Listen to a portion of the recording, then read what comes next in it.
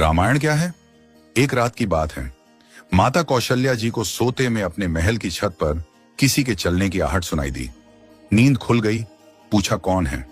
मालूम पड़ा श्रुतकीर्ति जी, सबसे छोटी बहू, शत्रुघ्न जी की पत्नी। माता कौशल्या जी ने उन्हें नीचे बुलाया। श्रुतकीर्ति जी आई, चरणों में प्रणाम कर खड़ी रह गई। माता कौशल्या जी ने पूछा, श्रुति, इतनी रात को अकेली छत पर क्या कर रही हो बेटी? क्या नींद नहीं आ रही? शत्रुघ्न कहाँ है? श्रुति कीर्ति की आंखें भर आईं, मां की छाती से चिपटी, गोद में सिमट गईं। बोली, मां, उन्हें तो देखे हुए 13 वर्ष हो गए। उफ! कौशल्या जी का हृदय कांप कर झटपटा गया। तुरंत आवाज लगाई। सेवक दौड़े आए। आधी रात ही पालकी तैयार हुई। आज शत्रुघ्न जी की खोज होगी। मां चली। आपको मालूम है शत्रुघ्न जी कहाँ मिले? अयोध्या जी के जिस दरवाजे के बाहर भरत जी नंदीग्राम में तपस्वी होकर रहते हैं, उसी दरवाजे के भीतर एक पत्थर की शिला है। उसी शिला पर अपनी बाह का तकिया बनाकर लेटे मिले। मां सिराहने बैठ गई। बालों में हाथ फिराया तो शत्रुघ्न जी ने आंखें खोली। मां! उठे, चरणों में गिरे। मां, आपने क्यों कष्ट किया? मुझे बुलवा लिया होता। मां ने कहा, शत्रुघ्न यहां क्यों? शत्रुघ्न जी की रुलाई फूट पड़ी। बोले, मां, भैया राम जी पिताजी की आज्ञा से वन चले गए। भैया लक्ष्मण जी उनके पीछे चले गए।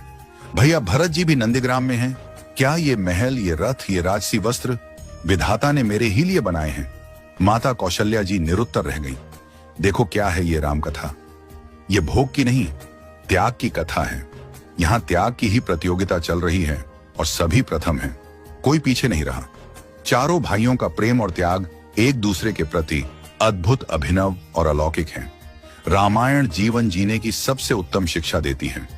भगवान राम को 14 वर्ष का वनवास हुआ तो उनकी पत्नी सीता मैया ने भी सहर्ष वनवास स्वीकार कर लिया। परंतु बचपन से ही बड़े भाई की सेवा में रहने वाले लक्ष्मण जी कैसे राम जी से दूर हो जाते? माता सुमित्रा से तो उन्होंने आज्ञा ले ली थी वन जाने की। परंतु जब पत्नी उर्मिला के कक्ष की ओर बढ़ रहे थे तो सोच रहे थे कि मां ने तो आज्ञा दे दी, परंतु उर्मिला को कैसे समझाऊंगा, क्या बोलूंगा उनसे?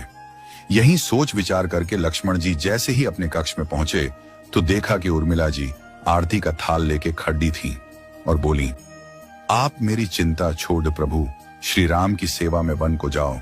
मैं आपको नहीं रोकूंगी। मेरे कारण आपकी सेवा में कोई बाधा ना आए, इसलिए साथ जाने की जिद भी नहीं करूंगी।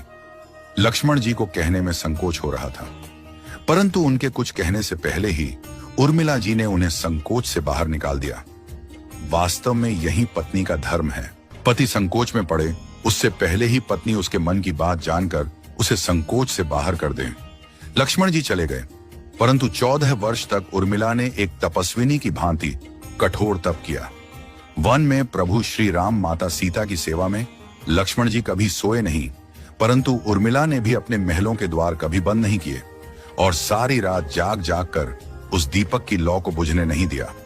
मेघनाथ से युद्ध करते हुए जब लक्ष्मण जी को शक्ति लग जाती है और हनुमान जी उनके लिए संजीवनी का पर्वत लेके लौट रहे होते हैं, तो बीच में जब हनुमान जी अयोध्या के ऊपर से गुजर रहे थे तो भरत जी उन्हें राक्षस समझकर बाण मारते हैं और हनुमान जी गिर जाते हैं। तब हनुमान जी सारा वृत्तांत सुनाते हैं कि सीता जी को रावण हर ले गया, लक्ष्मण जी युद्ध में मूर्छित हो गए हैं। ये सुनते ही कौशल्या जी कहती हैं कि राम को कहना कि लक्ष्मण के बिना अयोध्या में पैर भी मत रखना, राम वन में ही रहे। माता सुमित्रा कहती हैं कि राम से कहना कि कोई बात नहीं, अभी शत्रुघ्न है, मैं उसे भेज दूंगी। मेरे दोनों पुत्र राम सेवा के लिए ही तो जन्मे हैं। माताओं का प्रेम देखकर हनुमान जी की आंखों से अश्रुधारा बह रही थी, परंतु जब उन्होंने उर्मिला जी को देखा तो सोचने लगे कि यह क्यों एकदम शांत और प्रसन्न खड़ी है। क्या इन्हें अपनी पति के प्राणों की कोई चिंता नहीं? हनुमान जी पूछते हैं, देवी, आपकी प्रसन्नता का कारण क्या है? आपके पति के प्राण संकट में हैं। सूर्य उदित होते ही सूर्य कुल का दीपक बुझ जाएगा। उर्मिला जी का उत्तर सुनकर तीनों लोकों का कोई भी प्राणी उनकी वंदना किए बिना नहीं रह पाएगा। उर्मिला बोली, मेरा दीपक संकट में नहीं है, वो बुझ ही नहीं सकता। रही सूर्योदय की बात, तो आप चाहें तो कुछ दिन अयोध्या में विश्राम कर लीजिए, क्योंकि आपके वहां पहुंचे बिना सूर्य उदित हो ही नहीं सकता। आपने कहा कि प्रभु श्री राम मेरे पति को अपनी गोद में लेकर बैठे हैं। जो योगेश्वर प्रभु श्री राम की गोदी में लेटा हो, काल उसे छू भी नहीं सकता। यह तो वो दोनों लीला कर रहे हैं। मेरे पति जब से वन गए हैं तब से सोए नहीं हैं।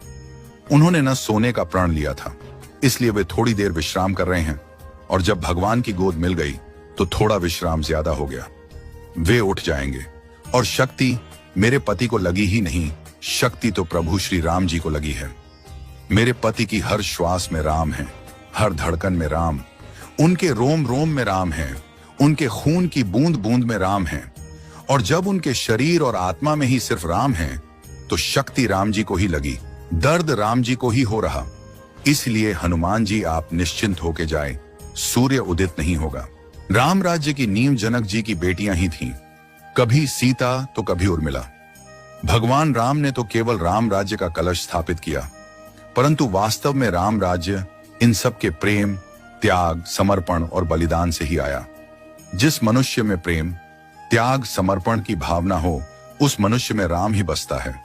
कभी समय मिले तो अपने वेद, पुराण, गीता, रामायण को पढ़ने और समझने का प्रयास कीजिएगा। जीवन को एक अलग नजरिए से देखने और जीने का सोर मिलेगा। लक्ष्मण सा भाई हो, कौशल्या माई हो, स्वामी तुम जैसा मेरा रघुराय हो, नगरी हो अयोध्या सी, रघुकुल सा घराना हो, चरण हो राघव के जहां मेरा ठिकाना हो त्याग भरत जैसा, सीता सी नारी हो, लवकुश के जैसी संतान हमारी हो, श्रद्धा हो श्रवण जैसी, सबरी सी भक्ति हो, हनुमत के जैसी निष्ठा और शक्ति हो। ये रामायण है, पुण्य कथा श्री राम की। जय जय श्री राम।